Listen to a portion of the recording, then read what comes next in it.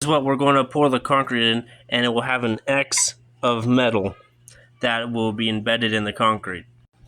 The electric magnetic resistance went out a long time ago, so there was next to zero resistance. So we put the belt on right, this was off, and we added 5.5 gallons of concrete, about 120 pounds of concrete, to have a weight so you have some resistance when working out. The concrete is encapsulating a steel plate in here. It is heavy, and now it has resistance. Concrete flywheel.